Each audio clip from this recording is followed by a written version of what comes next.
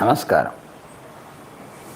ఆపదామపహర్తారం దాతారం సర్వసంపదాం లోకాభిరామం శ్రీరామం భూయో భూయో నమామ్యహం.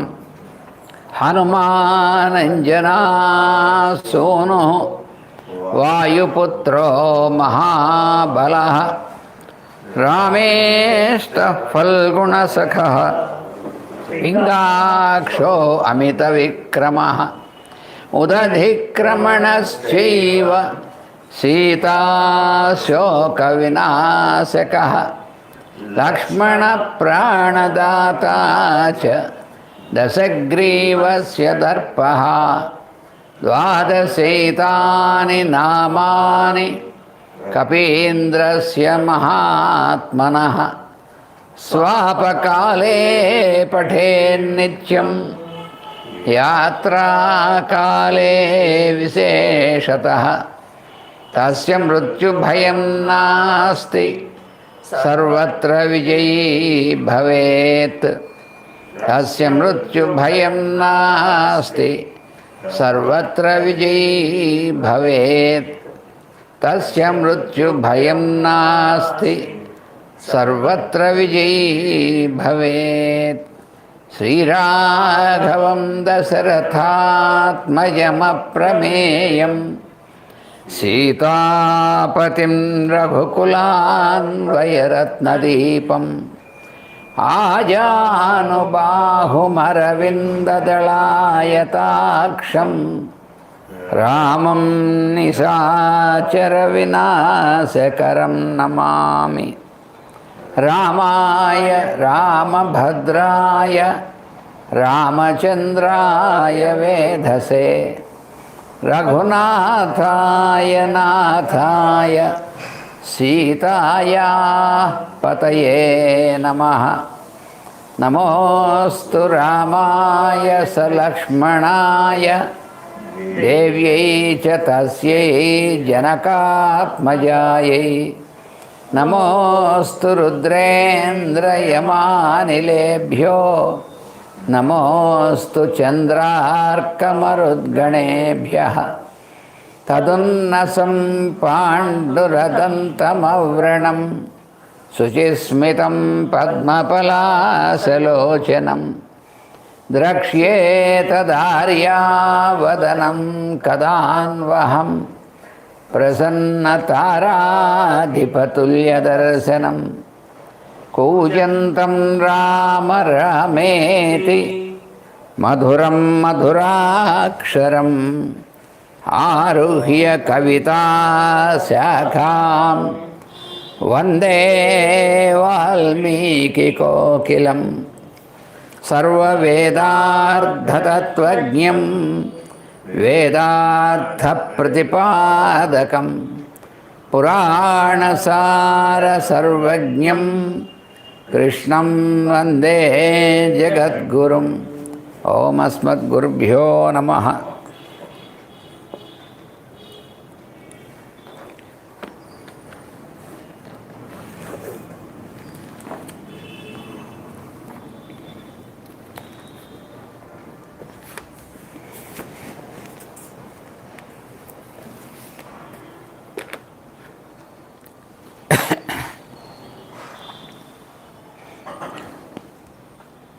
రాముడు ఆయన నేలపై నుంచుని యుద్ధం చేస్తూ ఉండడం, రావణుడు చాలా శ్రేష్టమైనటువంటి రథాన్ని ఎక్కి అందులో అన్ని రకాలైనటువంటి ఆయుధాలు అవి పెట్టుకుని యుద్ధం చేస్తూ ఉండడం,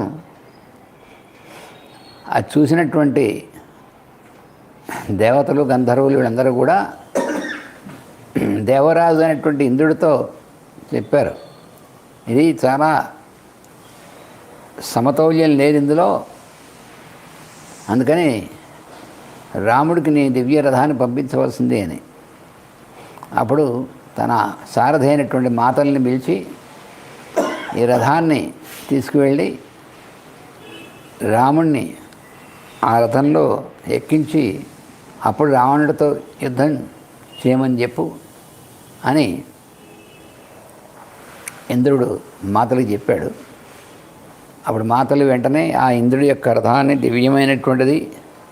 దివ్యమైనటువంటి అశ్వాలు, అందులో మంచి ఆయుధాలు, ధనుస్సు, దివ్యమైనటువంటి ధనుస్సు, బాణాలు, తర్వాత శక్తి అనేటువంటిది, ఇంద్రశక్తితో కూడినటువంటిది, ఐంద్రియ శక్తితో కూడినటువంటిది ఆ శక్తి ఆయుధం చాలా విశిష్టమైనటువంటిది. ఇవన్నీ కూడా ఏర్పాటు చేసి వెంటనే మాతలి రాముడి దగ్గరికి వచ్చి రాముడితో చెప్పాడు, అలా దేవేంద్రుడు పంపించాడయ్యా, నువ్వు ఇందులో ఎక్కి యుద్ధం చేయవలసింది, అతని మీద విజయాన్ని సాధించాల్సిందే అని.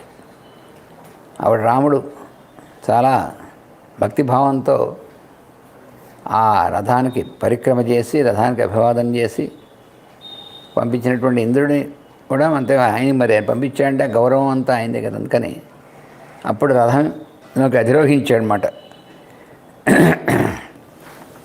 అందరూ ఆ రథంలోకి ఎక్కాడు.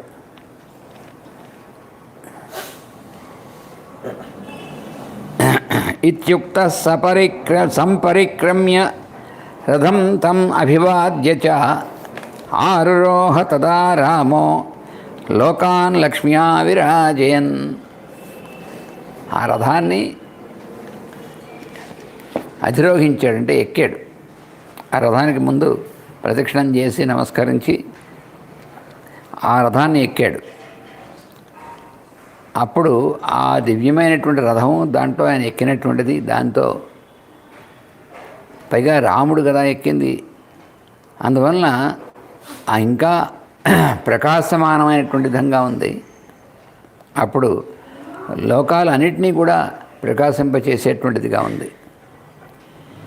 తద్బభౌ చ అద్భుతం యుద్ధం ద్వైరథం రోమహర్షణం రామస్య చ మహాబాహో రావణస్య చ రాక్షసః. అప్పుడు మహాబాహు అయినటువంటి శ్రీరాముడికిను రాక్షసులైనటువంటి రావణుడికి కూడా ఇద్దరు రథాల్లో ఉన్నారు. ఇప్పుడు సరిసమానంగా ఉన్నారన్నమాట. అంతకుముందు మరి ఈ నేల మీద బేర్ ఫుట్ అంటారు చూసారా, అలాగా నేల మీద ఉన్నటువంటి ఆయన వాడేమో రథంలో ఎక్కినటువంటిది సరిసమానంగా లేరు. ఇప్పుడు ఆ ఇంద్రుడు పంపించినటువంటి దివ్య రథం ఎక్కేప్పటికీ రావణాసురుడు ఏమన్నా మాయాయుద్ధం చేసినా కూడా చెల్లదు అక్కడ.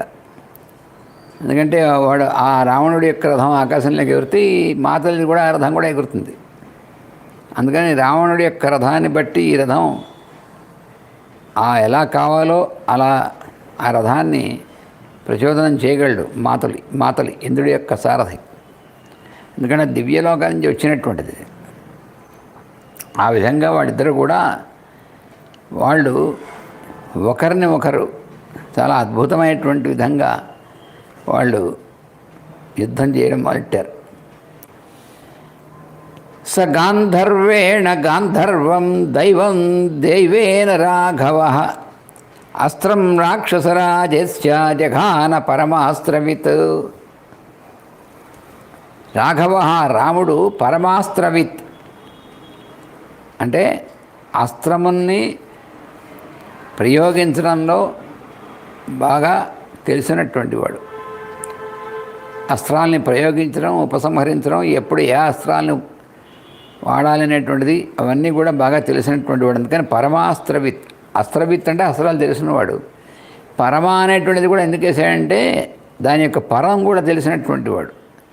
అంతేకాకుండా అస్త్రదేవతలకు కూడా పరమైన పైవాడు కదా, అందుకని ఆ పరం అనేటువంటి పదం అందుకు వేశాడు.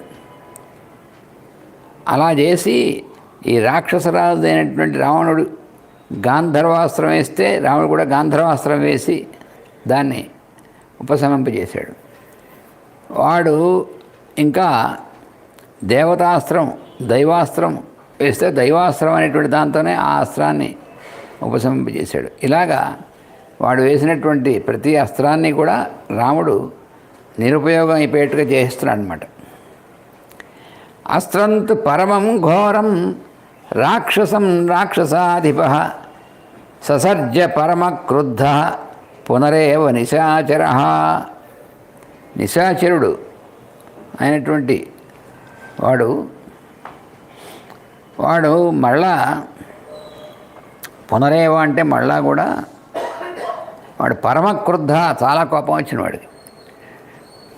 ఇక్కడ తాను వేసినటువంటి ఏ అస్త్రం వేసినా దాన్ని రాముడు నష్టమైపోయి చేస్తున్నాడు. దాంతో వాడికి బాగా కోపం వచ్చింది. పరమక్రుద్ధ, వాడు బాగా కోపంతో మళ్ళీ ఓసారి వాడు ఏం చేశాడంటే చాలా ఘోరమైనటువంటి అస్త్రాన్ని వాడు ససర్జ అంటే వాడు ప్రయోగించాడు.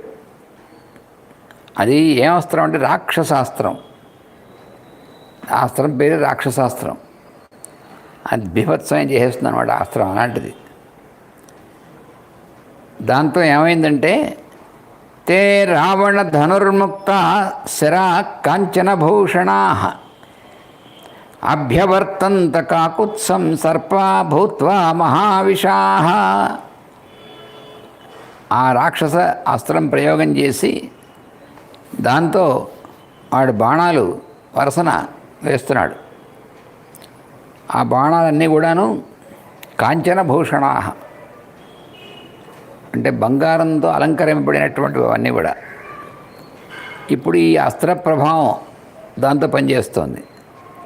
దానివల్ల ఆ బాణాలు ప్రతి ఒక్క బాణం కూడా ఒక మహా విషసర్పంలాగా మారిపోయింది. ప్రతి బాణం రావణాసురుడు వేస్తున్నటువంటిది ఈ అస్త్ర ప్రభావంతో ప్రతి బాణం కూడా ఒక విషసర్పంలా మారిపోయి రాముడి దగ్గరికి వెళుతున్నాయి ఆ బాణాలన్నీ కూడా. అంటే వాడు ఇంతకుముందు మరి వాడి కొడుకు ఇంద్రజిత్తు రామలక్ష్మణుని ఇద్దరిని కూడా మరి అలా నాగముల్లా ఉన్నటువంటి వాడితోనే బంధనం వేసాడు. అది భయంకర విషసర్పాలని శరీరంలో కూడా జొప్పించేశాడు. అలా వీడు చేద్దామని ప్రయత్నం చేస్తున్నాడు. వేశాడు. వేస్తే తే దీప్తవదన దీప్తం వమంతో జ్వలనం ముఖై రామమేవాభ్యవర్తంత వ్యాధితాస్య భయానకా. ఆ బాణాలు సర్పాలుగా మారి బాణాలలాగే వేగంగా వెళుతున్నాయి రావడం వైపుకి. కానీ బాణం సర్పంలా మారిపోయింది. దీప్తవదనాహ, ఆ బాణం యొక్క ముఖాలు బాగా తెదీప్యమానంగా ఉన్నాయి. ముందు భాగ ముఖం. వమంతో జ్వలనం ముఖై అంటే వాడి యొక్క ముఖస్థానం ముందు ఉన్నటువంటి అగ్రస్థానం నుంచి వమంత అంటే బయటికి వచ్చేట్టుగా చేస్తున్నాయి. వమంత వామనం అంటే అర్థం ఏంటంటే వాంతి చేసుకోవడం, అంటే లోపల ఉన్నటువంటి దాన్ని బయటికి వదిలేయడం, అది వమనం అంటే. ఈ వమంతై అంటే ఈ వాంతులు చేసుకుంటున్నాడు. వాంతి చేయడం అంటే అది కాదు, బయటికి ఇచ్చేస్తున్నాయి దేన్ని. అలాగా వమంతం జ్వలనం, లోపల నుంచి జ్వాలని బయటికి కక్కుతున్నాయి. అంటే వామనం అంటే వామనం అంటే అర్థం ఏంటంటే కక్కడం. ఇవి ఏం కక్కుతున్నాయంటే బయటికి జ్వాలను కక్కుతున్నాయి. అది విషయంతో కూడినటువంటి జ్వాలల్ని బయటికి కక్కుతున్నటువంటి సర్పాలలాగా ఉన్నాయి. అవి వెళ్ళి రాముడి వైపుకి వెళ్తున్నాయి. రామమేవ అభ్యవర్తంత, రాముడి వైపుకే వెళ్తున్నాయి ఇవి. వ్యాధితాస్తాస్య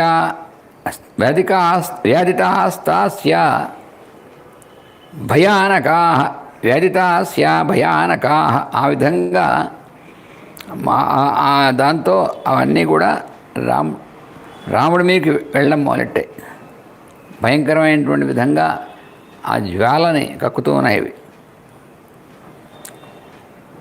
తైర్వాసుకి సంస్పర్శై దీప్తభోగైర్మహావిషై దిశశ్చ సంతతా సర్వా విదిశశ్చ సమావృతా.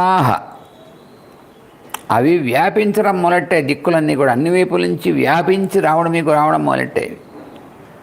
ఎందుకంటే వాడు అసురస్త్రం ప్రయోగం చేసాడుగా, ప్రయోగం వల్ల ఆ సర్పాల యొక్క స్పర్శ అనేటువంటిది ఉందే, అది వాసుకి అనే సర్పరాజు ఉన్నాడు. ఆ వాసుకి అనేటువంటి సర్పరాజు మన స్పృశిస్తే ఏమవుతుందో అలా ఉన్నాయన్నమాట. అది కనుక స్పృశిస్తే సహించడానికి వీల్లేనటువంటి విధంగా ఉంటాయి అవి. అది చాలా కష్టం తట్టుకోవడం అలాంటివి. అలాగే అవి వాటిలోంచి పాము యొక్క నోట్లోంచి ఎలా అయితే వస్తుందో అలాగే వాటిలోంచి ప్రజ్వలితమైనటువంటి విధంగా విషం బయటికి కక్కుతున్నట్టుగా ఆ పాములో ఉన్నటువంటి విషమే జ్వాల బయటకు వస్తుంది. అలా ఉన్నాయి ఇవి. ఆ బాణాలు సర్పాకారంలో ఉన్నాయన్నమాట. అవి అన్ని దిశల్లోకి వ్యాపిస్తున్నాయి.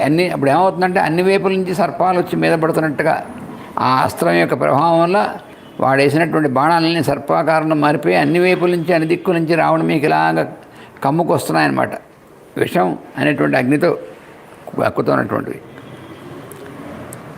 తాన్ దృష్ట్వా పన్నగాన్ రామ సమాపతత ఆహవే అస్త్రం గారుత్మతం ఘోరం ప్రాదుశ్చక్రే భయావహం.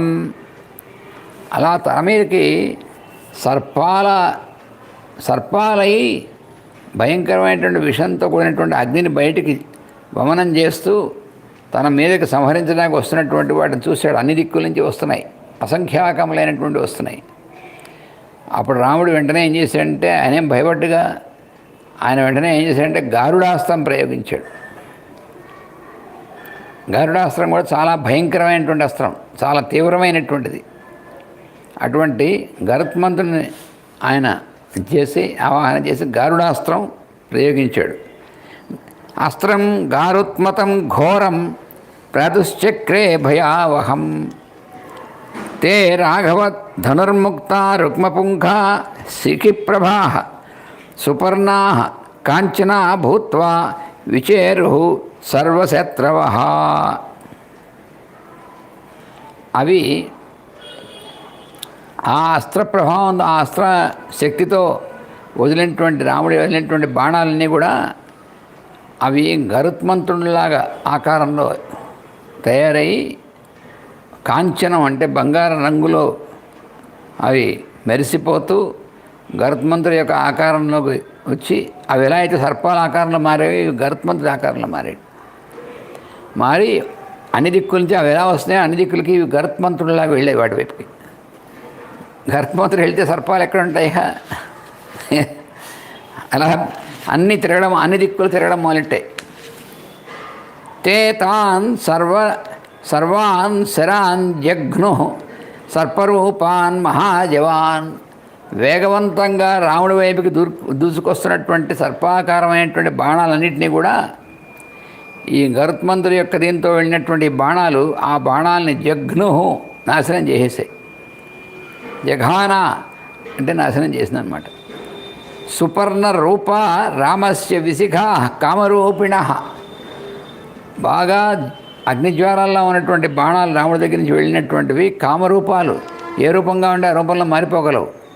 అలాగ సుపర్ణ రూపం అన్నీ కూడా అంటే ఆ గరుత్మంతుడి యొక్క రూపంలోకి మారి ఆ పాముని తినేస్తున్నాయి అన్నమాట, నాశనం చేసేస్తున్నాయి. అలాగా వాడు రావణాసుడు చూశాడు. వాడు ఏమనుకున్నాడు, వాడు ఎక్స్పెక్ట్ చేసింది ఏమిటంటే రాముడు మళ్ళీ ఈ పాముల యొక్క దీంట్లో పడిపోయి ఆ పాములు చుట్టేసేసి కాటు వేసేస్తా చచ్చిపోతాడు రాముడు అని అనుకున్నాడు. వాడు అనుకుని ప్రయోగించాడు. దాని మంచి చాలా శక్తివంతమైనటువంటిది వాడేసినటువంటిది, రాక్షసాస్త్రంతో కలిపినటువంటి బాణాలతో పాములన్నింటినీ కూడా. వాడు అనుకోలేదు రాముడు దాన్ని ఇలాగ చేయగలడని. రాముడు మీకు వచ్చేస్తున్నా ఇంచుమించు దగ్గరికి వచ్చేసాయి.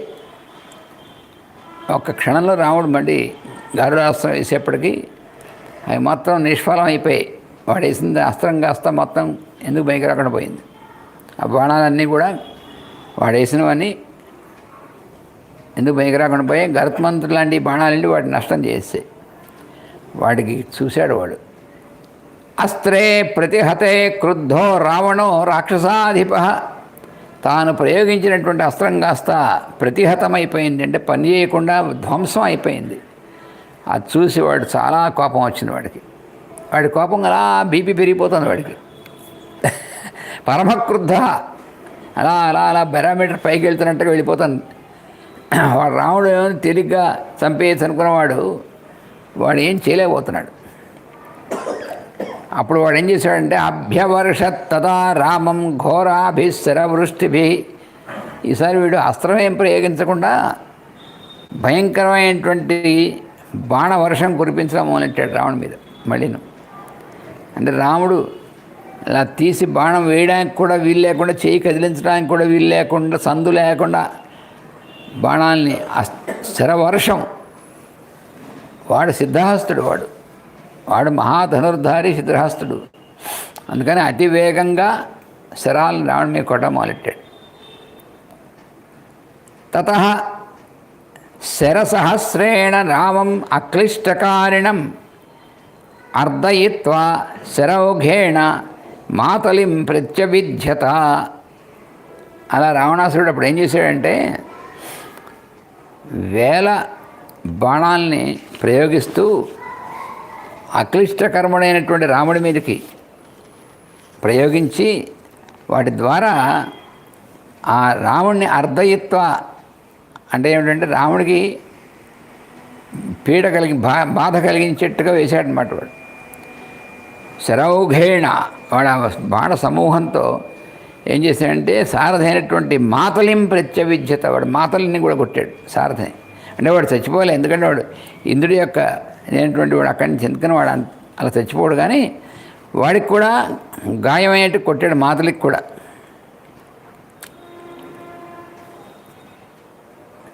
అప్పుడు ఇంకా ఏం చేశాడంటే వాడు అంతటితో ఆగలేదు. చిచ్ఛేద కేతుముద్దిశ్య శరేణ ఏకేన రావణ. ఇంకా ఏం చేశాడంటే ఒక్క బాణం తీసి దాంతో రాముడు ఎక్కినటువంటి ఆ ఇంద్రుడి యొక్క రథం ఉందే, దానిపైనటువంటి కేతు అంటే ధ్వజం ఉందే, దాని మీద కొట్టాడు వాడు.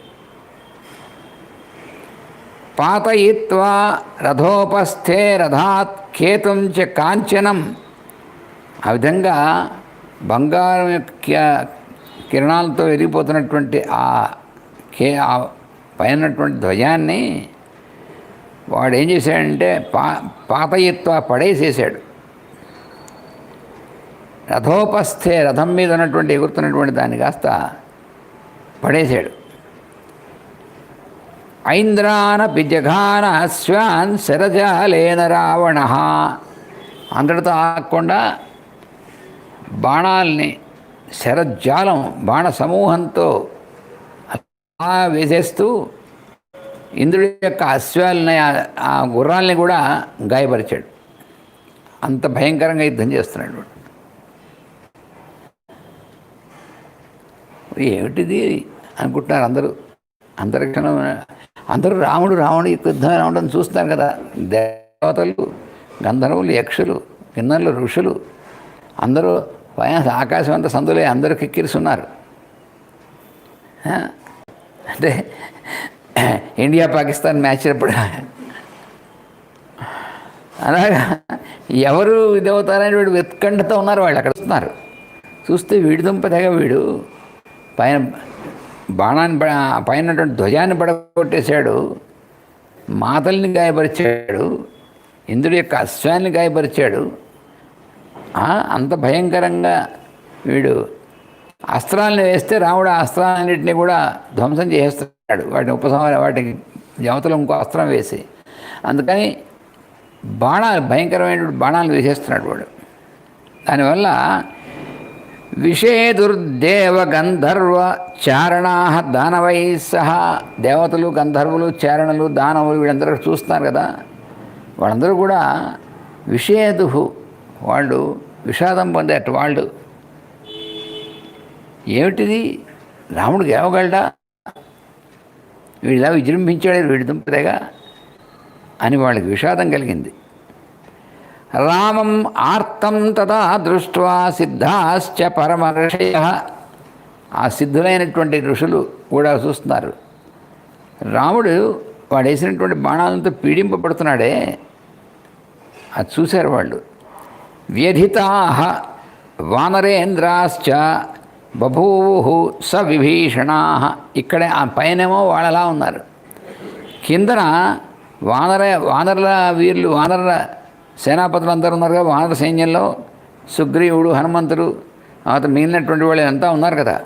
వాళ్ళు సవిభీషణా, విభీషణుడితో కలిసి వ్యధితాః, వాళ్ళు కూడా అరేరే మళ్ళీ రావణ్ణి అలా వాడు అలా వేసి గాయపరుస్తున్నాడు, రావణ్ణి బాధ పెడుతున్నాడు, ఇది ఏంటిది అని చెప్పి వీళ్ళు కూడా కొంచెం బాధపడుతున్నారు.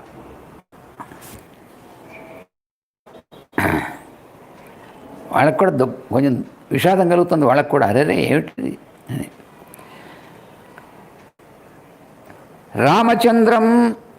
రామచంద్రమసందృష్ట్వా గ్రస్తం రావణరాఘుణ.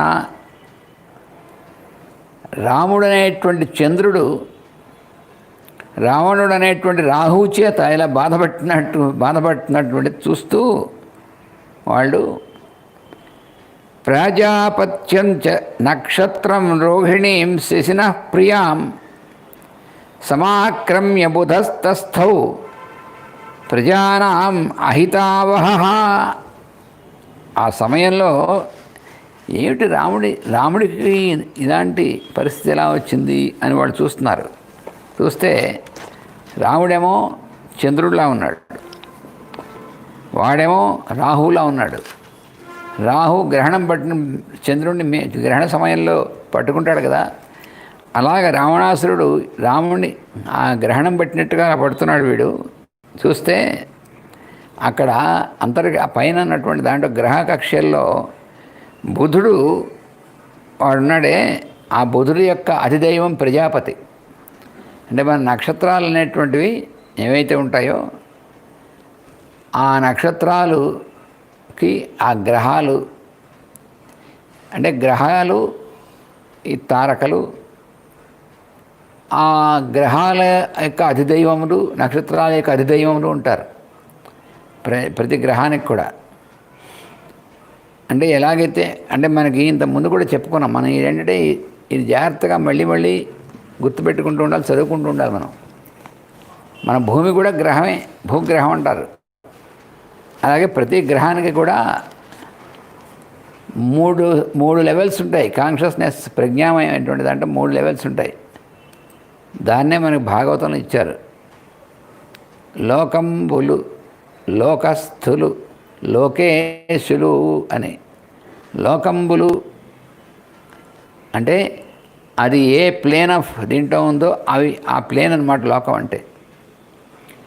లోకస్థులు అంటే ఆ ఉన్నటువంటి ప్లేన్లో ఉన్నటువంటి జీవులు, ఆ గ్రహం మీద ఉన్నటువంటి వాళ్ళు ఆ లోకంలో. అలాగే లోకేశులు దానికి అధిదైవమైనటువంటి వాళ్ళు, ఈశులు. ఈశ అంటే దానికి అధిపతి అయినటువంటి వాళ్ళు. ఈ 3 విధాలుగాను మనం కలిపి తెలుసుకోవాలి. భూమి అంటే మనకు ఎంతసేపు కూడా ఈ భూగోళమే అనేటువంటిది ఒకటే గుర్తుంటుంది. భూమి అనగా భూగోళము అని అలా గుర్తుంటే గందరగోళం అన్నమాట. భూమి అనేటువంటిది గోళంగా ఉంది అనేటువంటిది ఒకటే గుర్తుపెట్టుకుంటే ఇది ద్రవ్యమయమైనటువంటి స్థితిలో ఉంది. అంటే భూమి అనేటువంటి ప్లానెట్, ఈ గ్రహం, దానికి అధిదైవం ఎవరు? భూదేవి అంటాం మనం. ఏమిటండి భూమిని భూదేవి అంటారు, విష్ణుమూర్తి భార్య అంటారు, ఎంత ఏమిటి అని అనిపిస్తుంది మన పురాణాన్ని చదువుతుంటే. భూదేవి వెళ్ళి మొరబెట్టుకుంది విష్ణుమూర్తితో, ఈ రాక్షసులు ఇది ఎక్కువైపోయిందని అని. ఈ భూమి నిర్జీవమైనటువంటి పదార్థం ఏమిటి, మొరబెట్టుకోవడం ఏమిటి, ఇవన్నీ ఇలా ఉంటాయి. అంటే ఈ శాస్త్రం పూర్తిగా తెలియనటువంటి వాళ్ళకి. అందుకని ఆ భూమి, చంద్రుడు, మిగతా గ్రహాలు, సూర్యుడు, ఇవన్నీ కూడా అన్నిట్లోనూ ఈ 3 ఉంటాయి.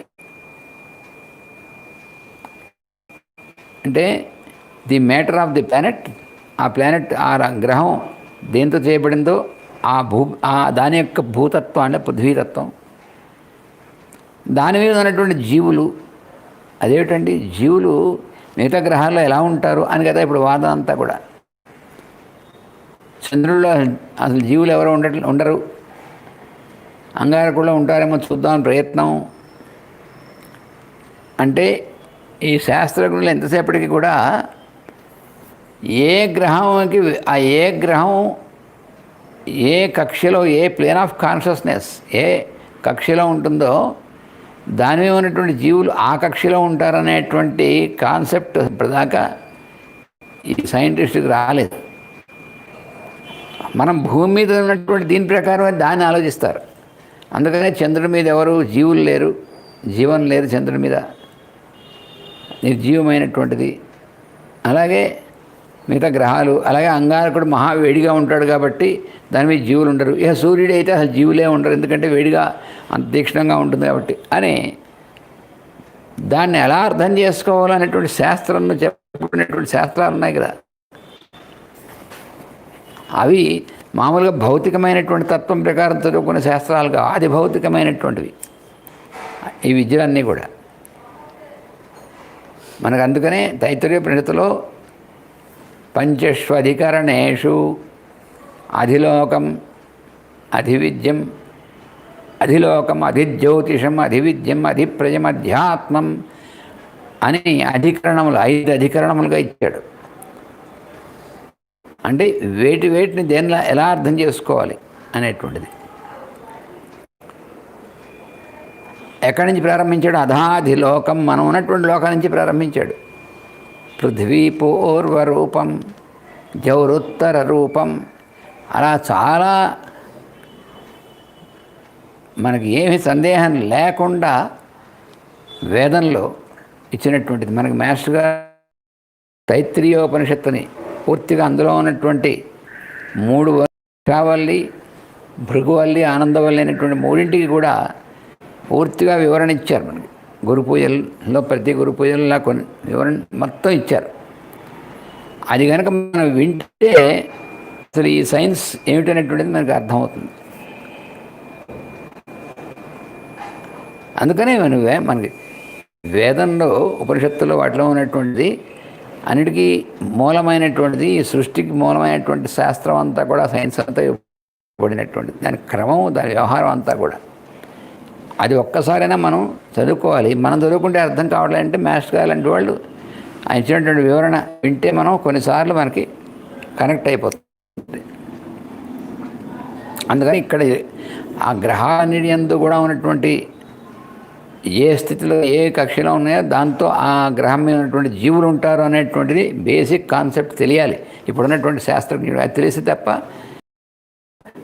మనకి వీడు ప్రయోగించినటువంటి క్యారియర్లో ఆ గ్రహం మీద దాకా వెళ్ళొచ్చు, గ్రహం చుట్టూ తిరగచ్చు, వీలైతే గ్రహం మీద దిగి ఒకసారి రావచ్చు తప్ప దాంట్లో ఉన్నటువంటి జీవులు ఎలా ఉంటారు, వాళ్ళతో మన కాంటాక్ట్ ఎలా ఉంటుంది అనేటువంటిది ఈ భౌతికమైనటువంటి భూమికి సంబంధించినటువంటి భౌతికమైనటువంటి దాని నుంచి మనస్సు ఫ్రీ అవుతుంది తప్ప వాడికి అర్థం కాదు.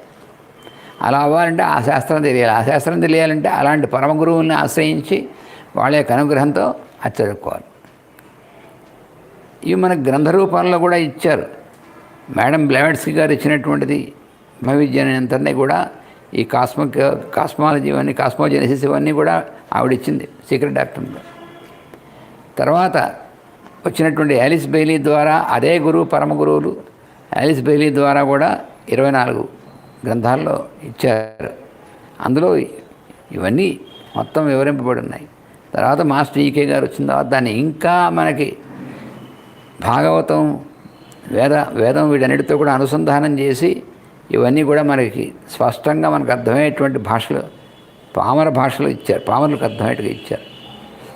అందుకని మనం దాన్ని వింటూ అది చదువుకుంటూ ఉంటే మన అదృష్టవశాత్తు అవన్నీ మనకు ఉన్నాయి.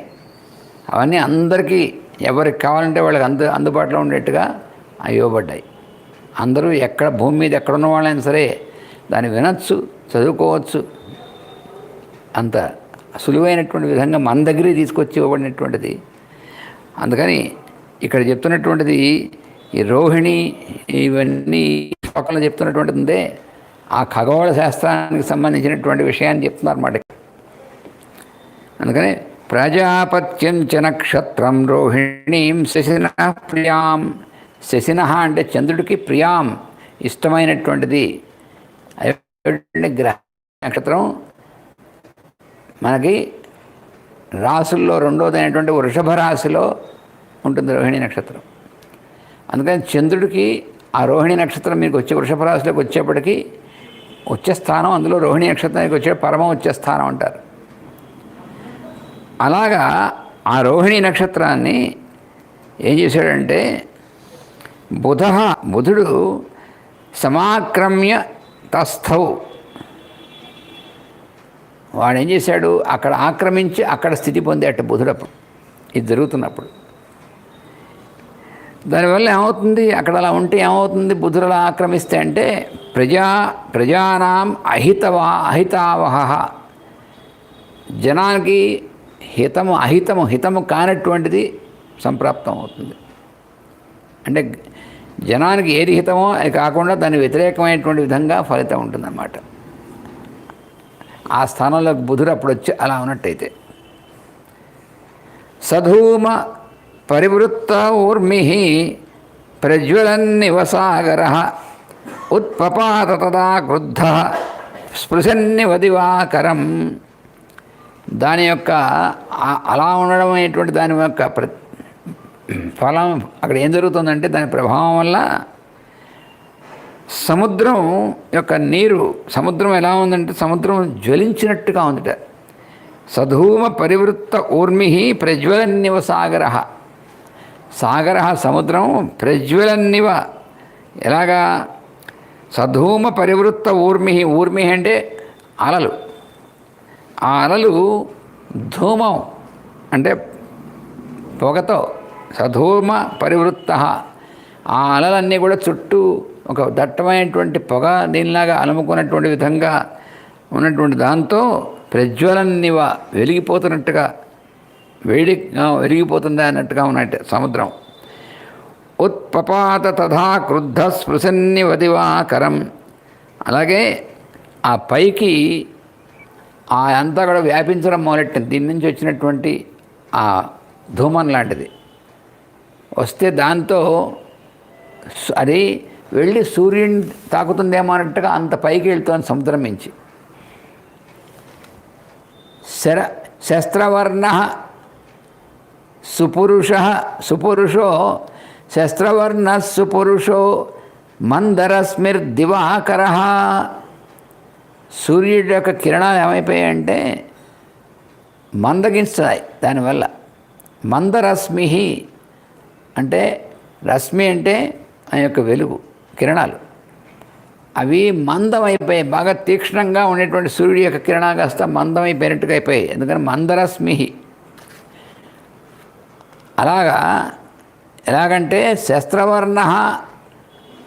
శస్త్రవర్ణం అంటే ఆయుధం యొక్క కాంతి, ఎలా అయితే ఆయుధం యొక్క కాంతి మారిపోయి ఒక కత్తి ఖడ్గం ఉందనుకోండి, దాని కాంతి అనేటువంటిది బాగా నల్లగా అయిపోయిందనుకోండి ఆ కత్తి, అలాగా ఉందన్నమాట అక్కడ. అలాగే అదృశ్యత ఎలా కనబడుతోంది సూర్యుడి యొక్క ఇదంటే కబంధాంక, ఎలా కనబడుతుంది. కబంధం అంటే అర్థం ఏంటి, తలకాయ లేకుండా కింద ఉన్నటువంటి భాగం యొక్క శరీరం భాగాన్ని కబంధం అంటారు. ఆ కబంధం గుర్తులో కనబడుతుందన్నమాట చూస్తుంటే. కబంధుల యొక్క చిహ్నం కనబడుతుంది, కబంధంలా కనబడుతుంది. దాంతో కూడా అంటే ఇది సూర్యుడి మీద కనబడితే అది మంచి ఇది కాదు. అలాగే ధూమకేతు కబంధాంక సంసక్తో ధూమకేతున, ధూమకేతు అనేటువంటి దాని చేత అది సంసక్త అంటే ధూమకేతు అనేటువంటి ఉత్పాతమైనటువంటి గ్రహం చేత అది ఎలా ఉందంటే మొత్తం అంతా కూడా ఆవరింపబడినట్టుగా కనిపిస్తుంది. అలాగా ఆ సూర్యుడు అలాగా ఆయన యొక్క వెలుగు తగ్గిపోయేలా కనిపిస్తున్నాడు. కోసలానాం చ నక్షత్రం వ్యక్తం ఇంద్రాగ్నిదైవతం ఆహత్య అంగారకస్తస్థౌ విశాఖమపి చాంబరే. ఆకాశంలో ఇక్ష్వాకు వంశానికి సంబంధించినటువంటి నక్షత్రం విశాఖ నక్షత్రం. ఆ వంశానికి ఒక నక్షత్రం యొక్క ప్రభావం ప్రత్యేకంగా ఉంటుంది. అలాగే ఇక్ష్వాకు వంశానికి విశాఖ నక్షత్రం దాని యొక్క అది ప్రధానమైన నక్షత్రం అవుతుంది. ఆ విశాఖ నక్షత్రానికి అధిదైవమైనటువంటి వాళ్ళు ఎవరు? ఇంద్రాగ్నులు. ఇంద్రుడు, అగ్ని. అక్కడ ఆ విశాఖ నక్షత్రాన్ని ఆక్రమించి అంగారకుడు స్థితమై ఉన్నట్టు. అక్కడ కుజుడు అక్కడ స్థితమై ఉన్నాడు. దశాస్యో వింశతి భుజ ప్రగృహీత శరాసన అదృశ్యత దశగ్రీవో మైనాకైవ పర్వత. అంటే ఇవన్నీ కూడా అంటే అది ట్రాన్సిట్ అవుతుందంటారు చూసారా. మనకి గ్రహాలు అలాగా కదులుతూ ఉంటాయి. ఆ కదులుతున్నప్పుడు ఆ గ్రహం యొక్క స్థితి ఉందే, ఆ స్థితి ఏమవుతుందంటే ఎంతసేపు ఆ గ్రహం యొక్క ఇది అక్కడ నడుస్తుందో దాని యొక్క ప్రభావం అక్కడ కనబడుతూ ఉంటుంది. అందుకని ఈ యుద్ధం జరుగుతున్నప్పుడు ఆ సమయంలో ఏ గ్రహాలు ఎక్కడున్నాయి, ఏం చేస్తున్నాయి అనేటువంటిది ఈ శ్లోకాలు ఇచ్చారన్నమాట.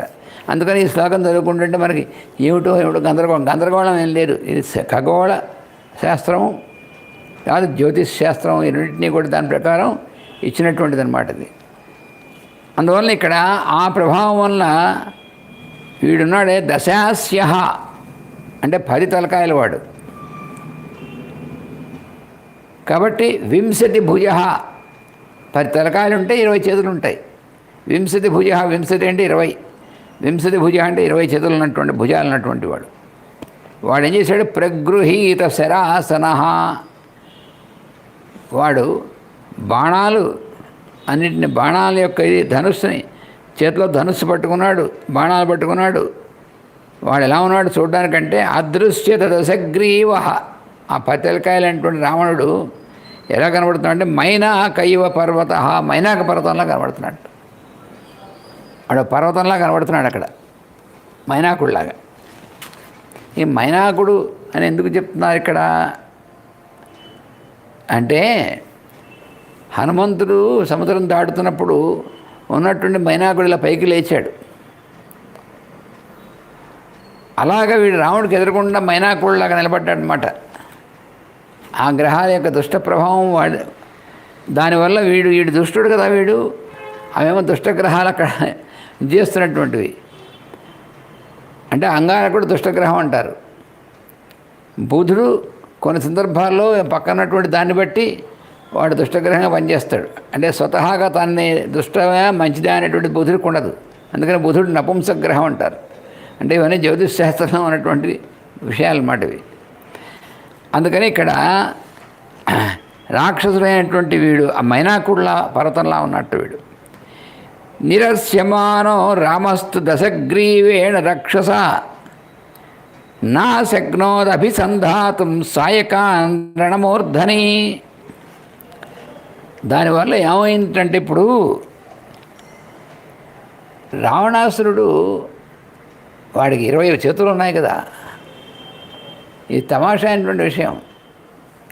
అంటే అసలు ఇది కూడా మనకు చాలామందికి అనుమానం వస్తుంది. ఏమంటే ఎవరికైనా 10 తలకాయలును 20 చేతులు, పని కాళ్ళు ఎన్ని ఉన్నాయి? కాళ్ళు 2 ఉన్నాయి. 20 మరి అది కూడా కాళ్ళు 20 ఉండాలి కదా, అలా ఉండవు. అంటే చాలామంది ఏమనుకుంటారంటే సినిమాలు అవి చూసి ఆ సినిమాను బాబా ఎలా పెడతాడు, 10 తలకాయలు, ఓ తలకాయ నిజమైనటువంటి మిగతా 8 తలకాయలు పెడతాడు పక్కన, బ్రహ్మగారి పెట్టినట్టుగా 4 వైపులాను. అంటే అలా కాదు. ఇంకోడు ఉన్నాడు కార్తవీర్యుడు అనేటువంటి వాడు.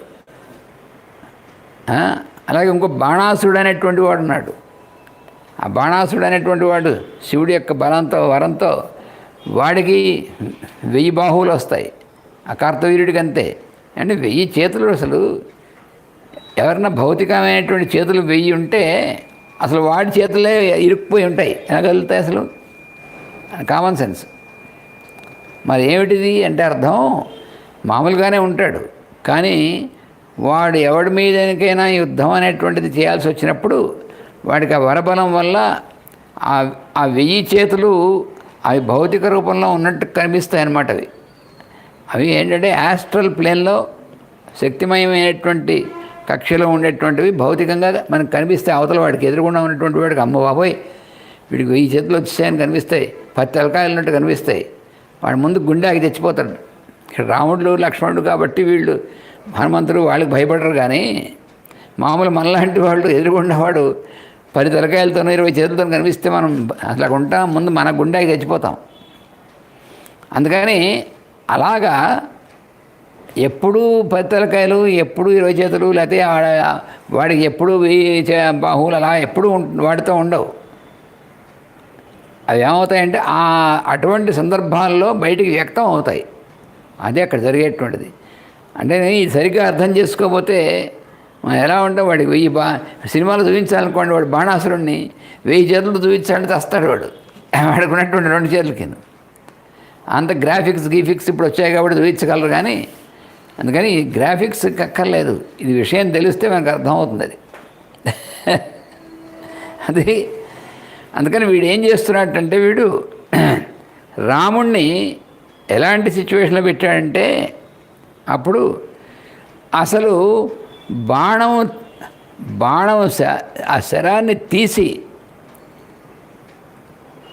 విల్లు మీద ఎక్కుపెట్టడానికి వీలు లేకుండా, అసలు వాడు కదలనని వీలు లేకుండా చేసేసాడు రాముడు. అలా పెట్టి రాముడు మీకు బాణాలు కొడుతున్నాడు వాడు. కానీ అంటే ఎంత కష్టమైనటువంటి పని. అప్పుడు సకృత్వా భృకుటిం క్రుద్ధ కించిత్ సంరక్తలోచన జగామసు మహాక్రోధం నిర్దహన్నివ రాక్షసాన్. అప్పుడు రాముడు ఏం చేశాడంటే, ఇది కూడా రాముడిలో ఉన్నటువంటి అంతర్గతంగా రాముడిలో ఉన్నటువంటి ఒక చాలా సూక్ష్మమైనటువంటి అంశం. వాడికి ఎలా అయితే 10 తలకాయలు 20 చేతులు అనేటువంటివి ఎలా వస్తాయనో, ఇది కూడా రాముడికి అవసరమైన వచ్చినప్పుడు అప్పుడు క్రోధం అనేటువంటి దాన్ని అవలంబిస్తాడు అవతల శత్రువు మీద. అంతేగాని ఎప్పుడు కోపంతో ఉంటాడని అర్థం కాదు, కోపంతో ఉండడు. ఎందుకంటే జితక్రోధ అని ముందే ఇచ్చాడు మనకి. మొట్టమొదటి రామాయణం బాలరామాయణం అంటే మొదటి సర్గలోనే రాముని గురించి జితక్రోధ అని చెప్పి ఇచ్చాడు. అయితే అదే బాలరామాయణంలో మళ్ళీ ఇంకోసారి ఏమి ఇచ్చాడు, కాలాగ్ని సదృశ క్రోధే. క్రోధం ఆయన కానీ కోపం తెచ్చుకుంటే మాత్రం కాలాగ్ని సదృశ, ప్రళయాగ్నిలా ఉంటుంది, తట్టుకోలేరు ఎవరు, కూడా దహించి వేసేస్తుంది. అందుకని రాముడు బాణం వేయడం, అస్త్రాలు వేయడం ఒక్కటే ఎక్కర్లేదు. నిజంగా రాముడు అవతల వాడి మీద కనుబొమ్మలు ముడిచి కోపం అనేటువంటి దాన్ని తీసుకొచ్చాడంటే, ఎక్స్ప్రెస్ చేశాడంటే అది చాలా భయంకరంగా ఉంటుంది అవతల వాడికి. ఇప్పుడు అది జరగబోతోంది. అంటే వీడిని అసలు ఈయన రాముడిని వాడు ఏం చేశాడు, వాడు చేసే బాణవర్షంతో అసలు చేతులు కదలకుండా చేసేస్తున్నాడు. ధనుసు పట్టుకోవాలి, బాణం తీసి దానికి ఎక్కుపెట్టాలి, వేయాలి కదా, అసలు కదలకుండా ఊపిరి సలపకుండా చేసేస్తున్నాడు వాడు, అంత భయంకరంగాను. అప్పుడు రాముడు ఏం చేశాడంటే అప్పుడు రాముడు తస్య క్రుద్ధస్య సకృత్వా భృకుటిం క్రుద్ధ కించిత్ సంరక్తలోచన అన్నాడు. కొంచెం కళ్ళు ఎర్ర చేశాట రాముడు. సంరక్తలోచన అంటే కళ్ళు కొంచెం ఎర్రగా కళ్ళు ఎర్ర చేశారంట. చూసా కించిత్ అది కొంచెం కన్నెర్ర చేసేట. భృకుటిం కృత్వా అంటే ఈ కనుబొమ్మలు రెండింటిని ముడివేసినట్టు అనమాట భృకుటి దగ్గర. జగామసు మహాక్రోధం నిర్దహన్నివ రాక్షసాన్. అప్పుడు అలా పెట్టి రాక్షసుని దహించి వేసేస్తాడా అన్నట్లుగా ఆ క్రోధాన్ని వ్యక్తం చేయడం మొదలెట్టాడు రాముడు. తస్య క్రుద్ధస్య వదనం దృష్ట్వా రామస్య ధీమతః సర్వభూతాన్ విత్రేసు ప్రాకంపత చ మైథిని. రాముడు అంత క్రోధాన్ని వ్యక్తం చేసినటువంటి ఆయన యొక్క వదనం, ఆ క్రోధంతో కూడినటువంటి ఆయన కళ్ళని, ఆయన వదనాన్ని, ముఖాన్ని చూసేప్పటికీ సర్వభూతాన్ని, భూమి మీద ఉన్నటువంటి సమస్త జీవులు కూడా విత్రేసు, భూమి మీదుగా అంతరిక్షంలోగా అందరూ కూడా ఎవరు చూస్తున్నారో వాళ్ళందరూ కూడా విత్రేసు భయపడిపోయారు. అమ్మో రాముడి, మామూలుగా రాముడిని చూడడం అంటే ఎంతో ఇష్టం అందరికీను. ఎందుకంటే రాముడి యొక్క ఆయన మహా అద్భుతమైనటువంటి కోమలమైనటువంటిదిగా ఉంటుంది. ఆయన అందరికీ కూడా అంత ఆకర్షణీయంగా ఉంటాడు రాముడు, అందుకని ఆయన చూద్దామనేటువంటిది ఉంటుంది. కానీ ఇప్పుడు ఆయన క్రోధాన్ని ఎప్పుడైతే తన యొక్క దృష్టిలోకి తీసుకొచ్చి మహాక్రోధాన్ని చేశాడో అప్పుడు జీవులందరూ కూడా వాళ్ళందరూ కూడా ఏమయ్యారు? విత్రేయసు అంటే వాళ్ళు వణికిపోతున్నారు అందరూ, అమ్మో అని. ఎలా ఉన్నాడంటే దానివల్ల మేదిని భూమి ప్రాకంపయత, భూమి కూడా ప్రాకంపత, వణికింది భూమి. ఆ రాముడి యొక్క దేని చూసి భూమి కూడా వణికింది. సింహ శార్దూలవాన్ శైల సంచచాల చరద్రుమ.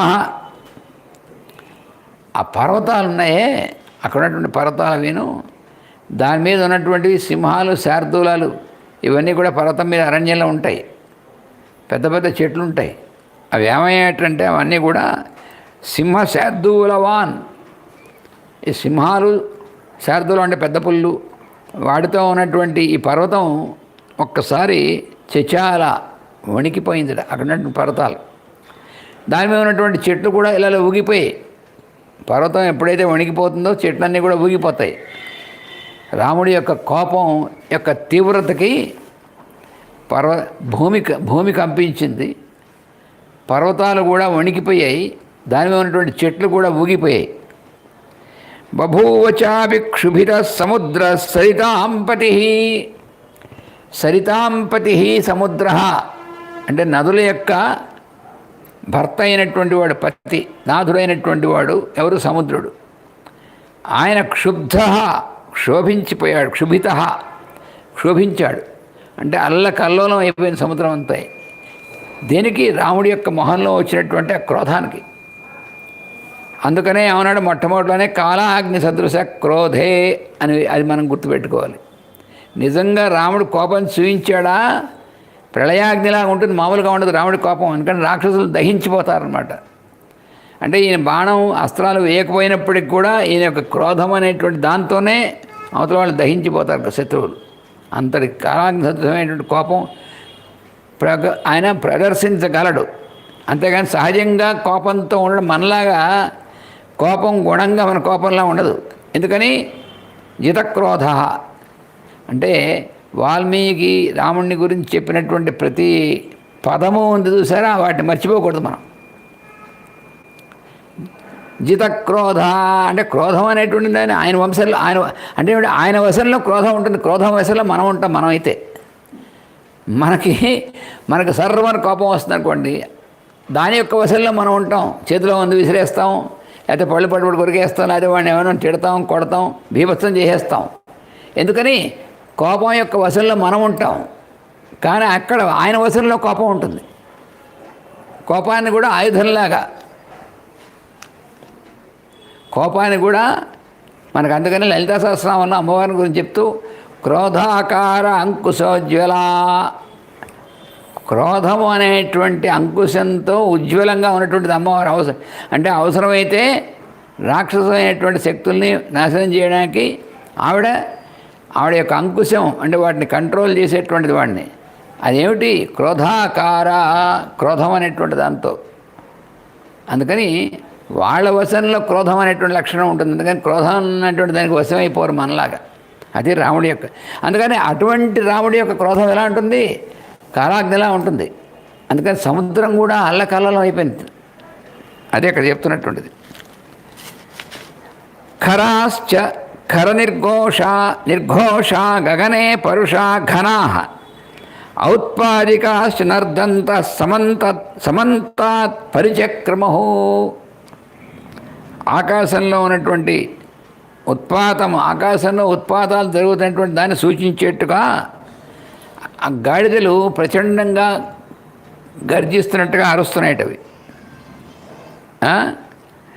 అలాగే వాటిలాగే పైన ఆకాశంలో ఉన్నటువంటివి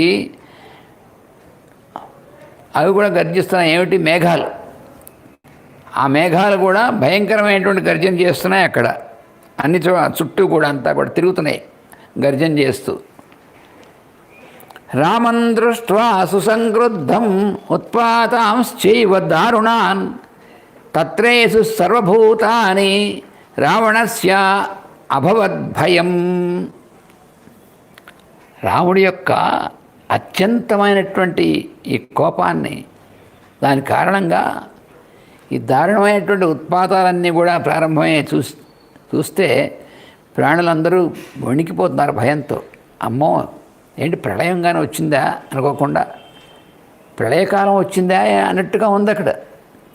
సముద్రంలో అలలు పైకి లేచి క్షోభించిపోతుంది, పర్వతాలు వణికిపోతున్నాయి, భూమి కంపించింది. ఇవన్నీ చూస్తే ఎలా ఉంటుంది మనకి? గుండెలు దడదలు ఆడిపోవు, భయం వేసేసేదు.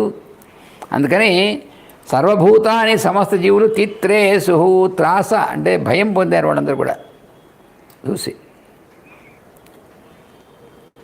దానివల్ల ఏమైంది? రావణస్య అభవద్ భయం. అప్పుడు రావణాసుడికి కూడా భయం వచ్చేసింది. అమ్మ బాబాయ్, వాడు అప్పటిదాకా భయించి గంభీరంగా రాముడిని కొట్టేస్తూ ఉన్నాడు, బాణాలు కదలనీయకుండా. రాముడు ఒక్కసారి అలా చూశాడు, మరొకటి ముడిపడింది. తన క్రోధాన్ని బయటికి తీసుకొచ్చి చూయించాడు.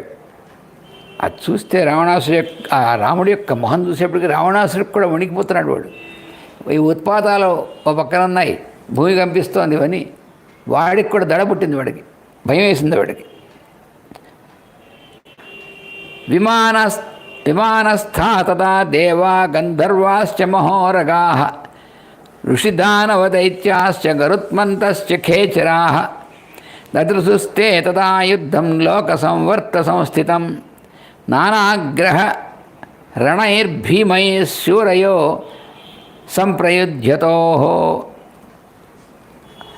ఆ దేవతలు విమానాల్లో కూర్చున్నారు. వాళ్ళందరూ కూడా, వాళ్ళందరికీ విమానాలు ఉన్నాయి. మనుషులకే మనకు విమానం ఉంటే వాళ్ళకెందుకు ఉండవు విమానాలు? అయితే వాళ్ళ విమానాలు వాళ్ళ ప్లేన్ ఆఫ్ కాన్షియస్నెస్లో ఉంటాయి. ఎందుకని వాళ్ళ విమానాలు మనకు కనిపించలేదంటే మనకెందుకు కనిపిస్తాయి?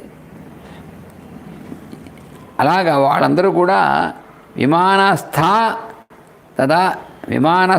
తదా దేవాహ. తదా అంటే అప్పుడు విమానస్థా దేవాహ, విమానాల్లో ఉన్నటువంటి దేవతలు, గంధర్వులు, వాళ్ళ విమానాలు ఉన్నాయి. అలాగే మహోరగాహ, మహా పెద్దమైనటువంటి ఉరగములు అంటే సర్పాలు, అవి కూడా ఆ దేవతా గణాల్లో ఉన్నటువంటి ఒక గణం. అవి ఋషి దానవ దైత్యాశ్చ, ఋషులు, దానవులు, దైత్యులు, గరుత్మంతశ్చ, గరుత్మంతుడు కూడా, అలాగే ఖేచరాహ, ఆకాశాన్ని తిరిగేటువంటి పక్షులు, వాళ్ళందరూ కూడా దదృశుస్తే తదా యుద్ధం. ఆ యుద్ధాన్ని చూస్తూ ఉన్నారు. ఆ యుద్ధం ఎలా ఉంది? అసలు చాలా భయంకరంగా ఉంది. లోక సంవర్త సంస్థితం. ఆ యుద్ధం లోకాన్ని అంతటినీ కూడా లోకాన్ని క్షయింపజేసేటువంటి విధంగా ఉంది ఆ యుద్ధం, రావరావణ యుద్ధం. అలా వాళ్ళు చూస్తూ ఉన్నారు. నానా ప్రహరణైర్భీమై, అది చాలా భయంకరమైనటువంటి విధంగా అన్ని రకాలైనటువంటి శస్త్రాలతో వాడుతూ ఉన్నటువంటిది. సూరయో సంప్రయుధ్యతో, మహావీరులైనటువంటి వాళ్ళు ఒకరితో వాళ్ళు యుద్ధం చేస్తున్నటువంటి వాళ్ళు. దానివల్ల ఎంత ఉత్పాదనలా కనిపిస్తుంది అన్నమాట. అప్పుడు ఊచు సురాసురా సర్వే తదా విగ్రహమాగతా.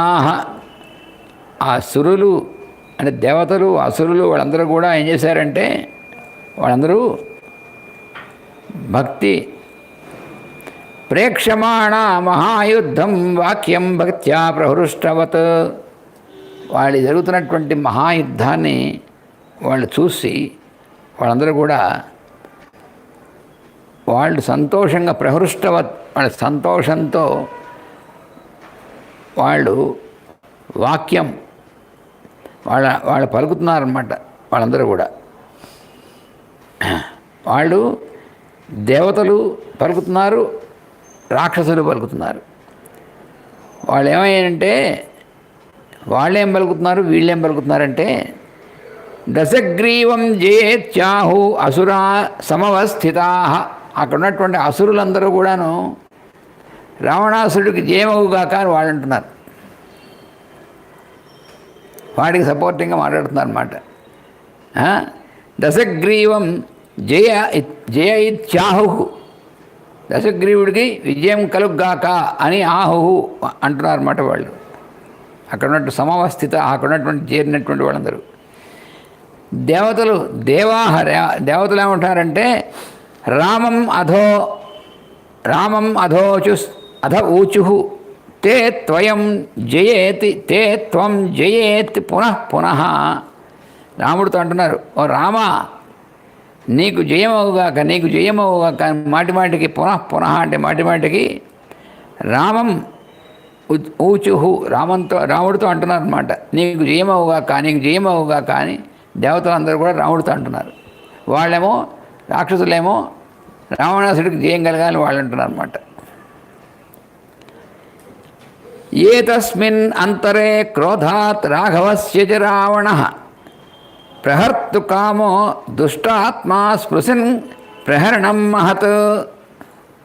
అప్పుడు ఇంతలోనే రావణుడు ఏం చేశాడంటే వాడికి చాలా కోపం. వాడు కోపానికి వసుడవుతాడు. రాముడికిను రావణాసుడికి తేడా ఏమిటంటే రాముడేమో అవసరమైన చోట క్రోధాన్ని ఒక ఆయుధంగా ఉపయోగించగలడు. అవసరం లేకపోతే క్రోధాన్ని అలా ఉంచేయగలడు. తన యొక్క వశంలో క్రోధం ఉంటుంది. రావణుడు అలా కాదు, వాడు ఎప్పుడు క్రోధానికి వశమై ఉంటాడు వాడు. అందుకని ఎప్పుడు క్రోధంతోనే ఉంటాడు వాడు.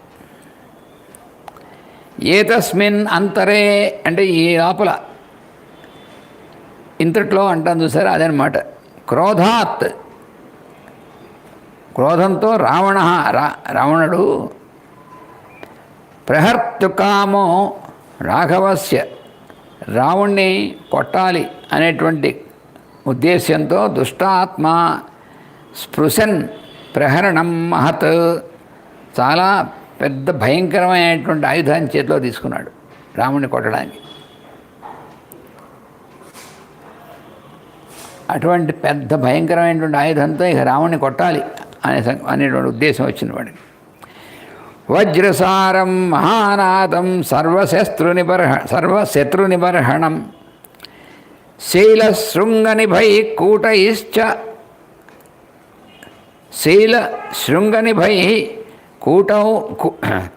కూటౌశ్చ తద్దృష్టిభయావహం సధూమమివ తీక్ష్ణాగ్రం యుగాంతాగ్నిచయోపమం అతిరౌద్రమనాసాద్యం కాళేనాపి దురాసదం. అది రావణుడి చేతిలో ఒక ఆయుధాన్ని తీసుకున్నట్టండి. ఆయుధాన్ని వర్ణిస్తున్నాడు. అది ఎలా ఉందంటే వజ్రసారం, వజ్రంతో సమానమైనటువంటి బలం కలిగినటువంటిది. తర్వాత మహానాదం, దాంట్లోంచి పెద్ద శబ్దం వస్తుంది, భయంకరమైన శబ్దం. సర్వశత్రు నిబర్హణం, ఎటువంటి శత్రువునైనా సరే వధించగలిగినటువంటి ఆయుధం అది. శైల శృంగనిభై కూటైశ్చ అంటే దాంట్లో ఉన్నటువంటివి దాని యొక్క శిఖలు ఉన్నాయే, అవి ఎలా ఉన్నాయి అంటే శైలకూటములు అంటే పర్వతములు యొక్క సమూహంలాగా ఉన్నటువంటిది అలా ఉన్నాయట. అది చూడ్డానికి ఎలా ఉందంటే మనస్సుకిను కళ్ళకి కూడా భయం కలిగించేటువంటి విధంగా ఉందన్నమాట. అది అలా ఉన్నటువంటిది. చిత్త దృష్టి భయావహం. చిత్త అంటే మనస్సుకి, దృష్టి అంటే కళ్ళకి కూడా భయాన్ని కలిగించేటువంటిది. దాన్ని చూస్తే, అసలు ఆయుధాన్ని చూస్తేనే మనస్సుకి భయం వేస్తుంది, కళ్ళతో చూడడానికి కూడా అమ్మో అనిపిస్తుంది. అలాగా సధూమమివ తీక్ష్ణాగ్రం, దాని చివర్లు ఎలా ఉన్నాయంటే తీక్ష్ణంగా ఉన్నాయి, ధూమంతో కూడినటువంటి విధంగా ఉన్నాయన్నమాట. ప్రళయకారం అగ్నిలాగా ఉన్నాయి అవి. యుగాంత అగ్నిచయోపమం, ప్రళయకాలంలో వచ్చేటువంటి అగ్నిచయములు, పెద్ద పెద్ద అగ్నిశిఖల్లాగా ఉందన్నమాట. అతిరౌద్రం, చాలా రౌద్రం అంటే చాలా భయంకరమైనటువంటి తీక్షణంగా అంటే రుద్రుడి యొక్క శక్తి, రుద్రుడి యొక్క ప్రభావం లాగా రౌద్రం అంటే అది. కాలేనాపి దురాసదం,